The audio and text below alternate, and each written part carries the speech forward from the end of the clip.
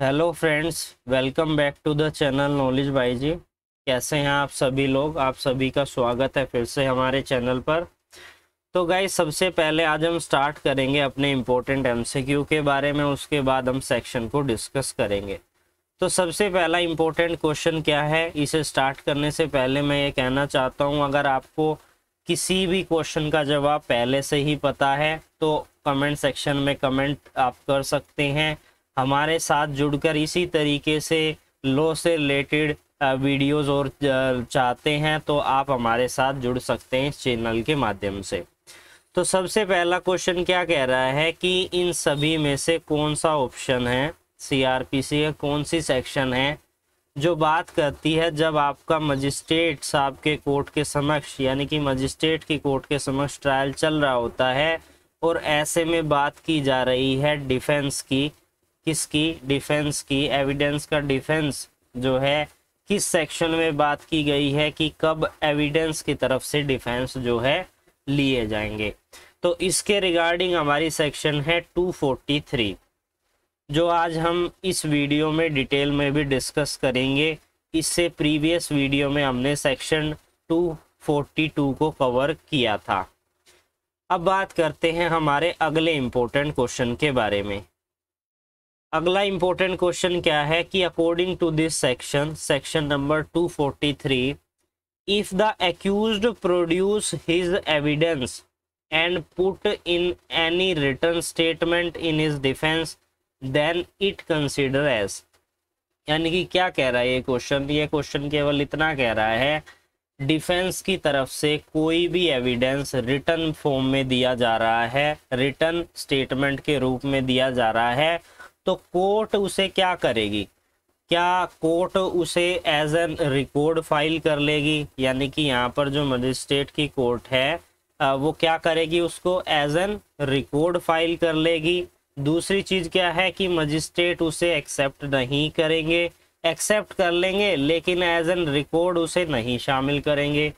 Third option क्या कह रहा है कि magistrate shall not accept file with the record, यानी कि रिकॉर्ड के रूप में उसे फाइल ही नहीं करेंगे।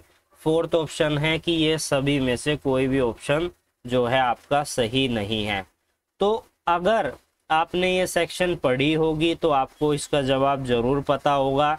अगर आपने ये सेक्शन नहीं पढ़ी है तो आज आप इस सेक्शन को अच्छे से कवर कर पाएंगे। तो इसके रिगार्डिंग है हमारा फर्स्ट ऑप्शन जो है बिल्कुल सही है कि if accused produce his evidence and put in any written statement in his defense, then it shall be considered as file with the record। अब हम बात करते हैं हमारे अगले इम्पोर्टेंट क्वेश्चन के बारे में। क्या कह रहा है ये क्वेश्चन, इसको पढ़ते हैं। According to this section number 243, आपको ये याद हो जाना चाहिए हम किस सेक्शन को डिस्कस कर रहे हैं। If the accused after he has entered upon his defence, यानी कि जब भी एक्यूज जो है अपने डिफेंस में इंटर होता है उसके बाद apply to the magistrate to issue any process for the compelling the attendance of any witness, यानी कि जब भी एक्यूज अपना डिफेंस देता है उस समय पर वो अप्लाई कर सकता है मजिस्ट्रेट की कोर्ट के समक्ष कि उसे किसी भी गवाह की अटेंडेंस जो है, यानी कि किसी गवाह को उसे बुलाना है।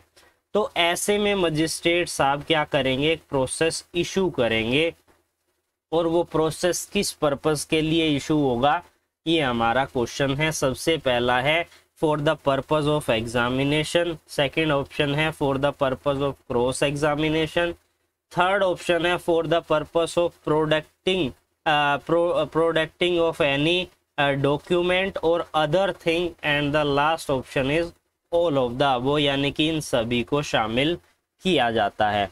तो जब आप इस सेक्शन को पढ़ेंगे तो आपको इसका जवाब जरूर मिलेगा। इसका सही जवाब है हमारा फोर्थ, यानी कि तीनों चीज़ों को यहाँ पर शामिल किया गया है इस सेक्शन के अंदर। यानी कि एक्यूज्ड जो है एग्जामिनेशन के लिए भी, क्रॉस एग्जामिनेशन के लिए भी, किसी डॉक्यूमेंट या किसी अदर थिंग को कोर्ट में प्रेजेंट करने के लिए भी यहाँ पर एक एप्लीकेशन मूव करेगा इस सेक्शन के अनुसार। ताकि गवाह को बुलाया जा सके, उनका एग्जामिनेशन हो सके, क्रॉस एग्जामिनेशन हो सके, या फिर कोई चीज़ उन्होंने कोर्ट में सबमिट करनी है, किसी ने सबमिट करनी है, तो ऐसे में यहाँ पर मजिस्ट्रेट की कोर्ट क्या करेगी, एक समन इशू करेगी और उसे बुलाया जाएगा। फोर्थ ऑप्शन क्या कह रहा है, फोर्थ क्वेश्चन क्या कह रहा है, इसको हम समझते हैं।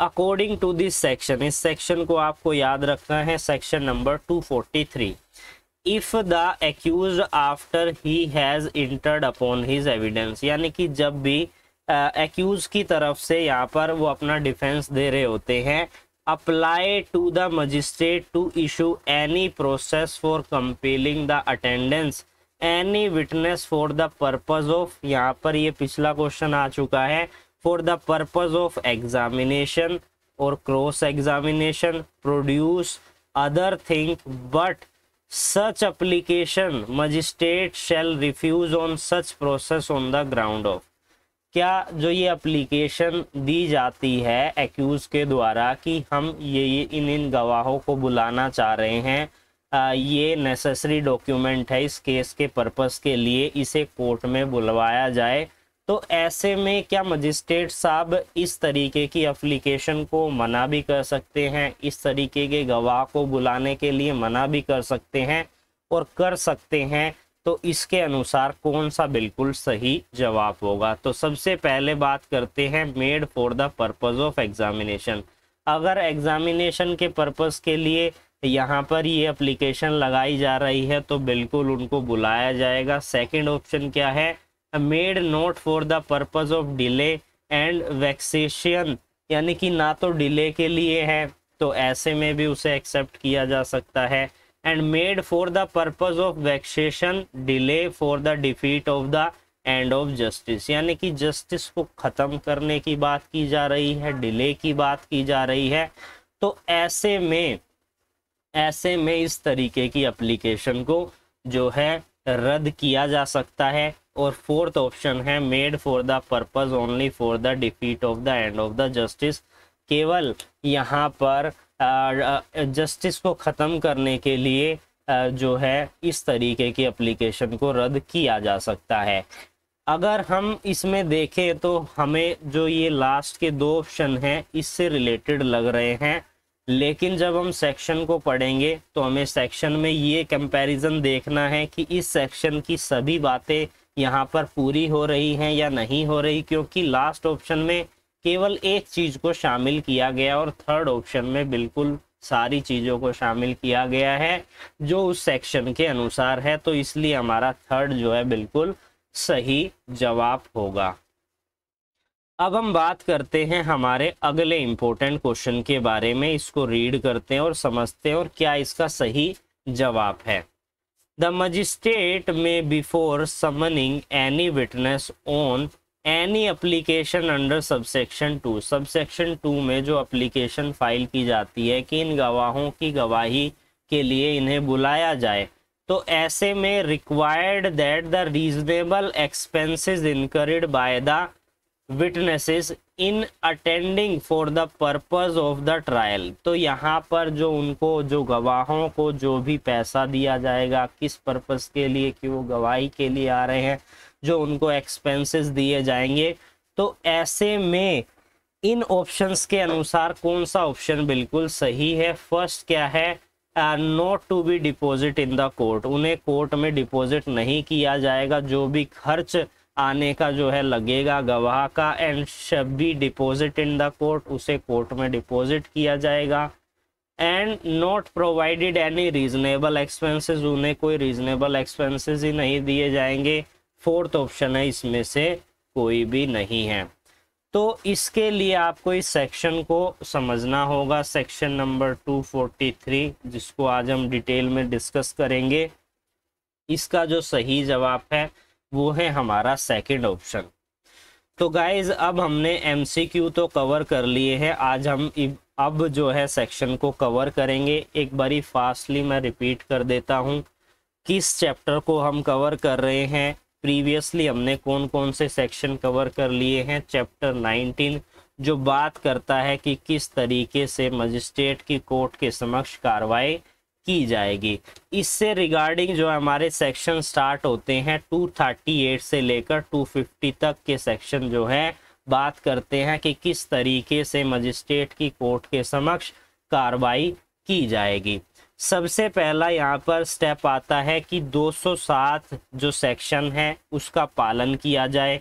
207 क्या कहता है कि एक्यूज्ड को जो नेसेसरी डॉक्यूमेंट है वो उसे प्रोवाइड किए जाए केस के संबंध में। उसके बाद अगर जो भी नेसेसरी डॉक्यूमेंट मजिस्ट्रेट की कोर्ट के समक्ष मजिस्ट्रेट को प्रोड्यूस किए जाते हैं, उसे देखकर यह लग रहा है कि यहाँ पर केस बन नहीं रहा है तो यहीं पर एक्यूज को डिस्चार्ज कर दिया जाएगा। अगर लग रहा है मजिस्ट्रेट साहब को तो यहाँ पर चार्ज फ्रेम कर दिया जाता है, और चार्ज फ्रेम करने के बाद अगर एक्यूज्ड एक्सेप्ट कर लेता है कि मैंने ये अपराध किया है तो 241 के अनुसार उसे सजा दे दी जाती है, आगे की प्रोसीडिंग नहीं होती है। लेकिन अगर यहाँ पर वो अपने गिल्ट को एक्सेप्ट नहीं करता है तो यहाँ पर प्रोसिक्यूशन की तरफ से एविडेंस होंगे, यानी कि जिसको हानि हुई है, जिसको चोट पहुंची है, उसकी तरफ से पहले गवाही होगी क्रिमिनल केसेस के अंदर। इनकी गवाही खत्म होने के बाद अब बात आती है डिफेंस की गवाही की, कि डिफेंस की गवाही अब हम स्टार्ट करते हैं। साथ ही हमने 3 चीज़ें यहाँ पर और समझनी थी कि ये जो ब्रॉड हैं जो बात करते हैं कि जब भी मजिस्ट्रेट की कोर्ट के समक्ष कार्रवाई की जाती है तो इनकी कार्रवाई को यहाँ पर मेनली 2 पार्ट में डिफाइन किया गया है। पहली वो जो कि पुलिस रिपोर्ट, यानी कि आप एफआईआर करवाते हैं उसके बाद कार्रवाई शुरू होती है, या पुलिस रिपोर्ट के अलावा आप यहाँ पर कंप्लेंट फाइल करवाते हैं। थर्ड पॉइंट बात करता है कंक्लूजन के बारे में, जब जजमेंट जो है पास की जाती है। प्रीवियस वीडियो में हमने ये 2 सेक्शन कवर की थी, आज हम इस वीडियो में कवर करने वाले हैं अपने आगे के सेक्शन के बारे में, जो बात करता है हमारा सेक्शन 243, जो क्या कहता है कि अब यहाँ पर एक्यूज की तरफ से जो है साक्ष्य दिए जाएंगे, एविडेंस दिए जाएंगे। एक एक करके सभी सब सेक्शन को हम डिस्कस करने वाले हैं। पहला क्या कह रहा है, The accused shall then call upon the inter upon his defense and produce his evidence if the accused put in any written statement then magistrate shall file it within record। सबसे पहली बात तो क्या कह रहा है कि डिफेंस की तरफ से जो है यहाँ पर एविडेंस देने स्टार्ट हो जाएंगे। दूसरी चीज़ क्या है, अगर वो कोई भी एविडेंस रिटर्न में एक्यूज के द्वारा लगाए जा रहे हैं तो उन्हें रिकॉर्ड के अंदर फाइल कर लिया जाएगा। सेकंड सबसेक्शन क्या कह रहा है कि if the accuse after he entered upon his evidence upon his defence apply to the magistrate to such any process for compelling the attendance of any witnesses for the purpose of examination, cross-examination, production of any document or other thing, and magistrate shall issue such process unless he consider that such application shall be refused on the ground that it is made for the purpose of vexation, delay, and for the defeat of end of justice, and such ground shall be recorded in writing. क्या कह रहा है subsection 2, simply यही कह रहा है कि जब भी एक्यूज की तरफ से डिफेंस स्टार्ट होंगे तो यहाँ पर वो एक एप्लीकेशन मूव करेंगे मजिस्ट्रेट की कोर्ट के समक्ष कि उन्हें इन गवाहों को बुलाना है। किस पर्पस के लिए बुलाना है, एग्जामिनेशन इन चीफ करने के लिए, क्रॉस एग्जामिन करने के लिए, किसी डॉक्यूमेंट को कोर्ट में प्रोड्यूस करने के लिए कोई डॉक्यूमेंट आवश्यक है, कोई डॉक्यूमेंट जो कि ज़रूरी है, जो इस केस का मुख जो है मोड़ सकता है। तो ऐसे में इस तरीके के डॉक्यूमेंट को, इस तरीके के गवाहों को बुलाने के लिए मजिस्ट्रेट के द्वारा अलाउ किया जा सकता है, अनुमति दी जा सकती है।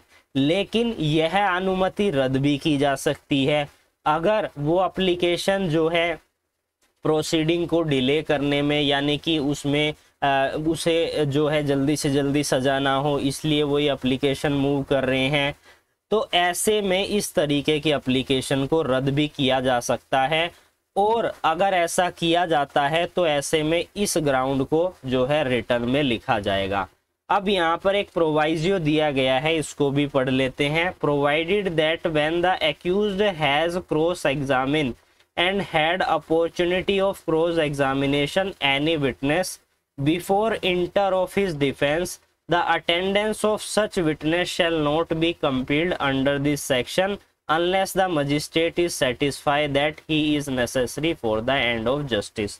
क्या कह रहा है ये प्रोवाइजो? ये सिंपली है, कह रहा है कि जब भी एक्यूज को क्रॉस एग्जामिनेशन के लिए बुलाया जाएगा तो ऐसे में उस विटनेस को क्रॉस एग्जामिनेशन की अपॉर्चुनिटी दी जाएगी जब भी वो डिफेंस में इंटर होगा।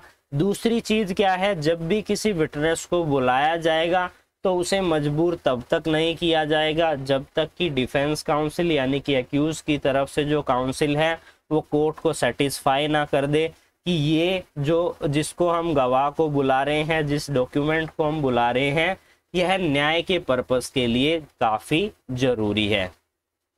अब हम बात करते हैं हमारे अगले इम्पोर्टेंट एमसीक्यू के बारे में। अगला इम्पोर्टेंट एमसीक्यू क्या कह रहा है, इसको भी समझ लेते हैं। इस पर भी हमने एमसीक्यू डिस्कस किया था। द मजिस्ट्रेट में before summoning any witness on an application under subsection 2 required that reasonable expenses incurred by the witness in attendance for the purpose of trial be deposited in the court।